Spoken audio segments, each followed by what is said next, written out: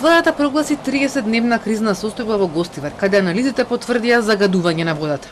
Експертски тимови од Скопското претпријатие Водовод и канализација прават испитување на квалитетот на водата и ќе предложат конкретни мерки.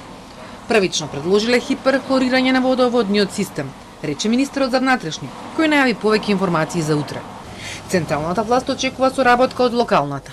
Се прогласи кризна состојба на територија на општина Гостивар во траење од 30 дена, се со цел сите надлежни институции да имаат побрза, поефикасна координација и навремено да се носат мерки кои што ќе значат соодветно решение на проблемот кој што е настанат со водоснабдувањето во општина Гостивар. Факт е дека заклучно со денес целиот овој хаос е одговорност на општина Гостивар и на органите во рамки на општина Гостивар.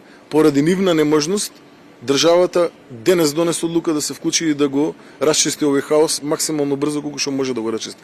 Но органите во состав на општина Гостивар, заедно со сите оние кои што се дел од општина Гостивар, се должни максимално да се вклучат во рамки на процесот на нормализирање на состојбите во општина Гостивар и на состанокот кој што е закажан во 5 часот во рамки на ОВР Гостивар ќе бидат повикани сите надлежни кои што се должни или пак можат да помогнат на било каков начин целокупниот овој процес максимално брзо да се врати во нормално. Тошковски потврди дека со градоначалникот на Гостивар полицијата извршила разговор за утврдување на фактичката состојба и рече дека соработуваат со обвинителството за овој предмет. Во владиниот тим кој попладнево ја посети болницата во Гостивар беше и министерот за здравство. Тој информираше дека бројот на нови пациенти е 293 и е преполовен во споредба со саботата, за кога сметаат дека бил врвот на епидемијата.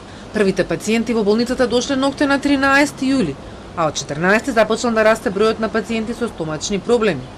Го информирале епидемиолозите министерот. Ние можеме да ги обработиме епидемиолошките анкети. Веќе имаме 192 епидемиолошки анкети. Да ги поврзиме сите точки, пошто можно е да имало случаи претходно.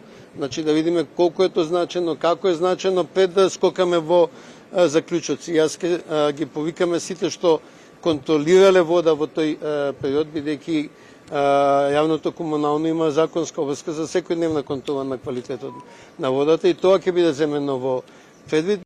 Во врска со предупредувањата за посериозни зарази, Клековски рече дека се следи состојбата и сите болни ќе бидат епидемиолошки следени.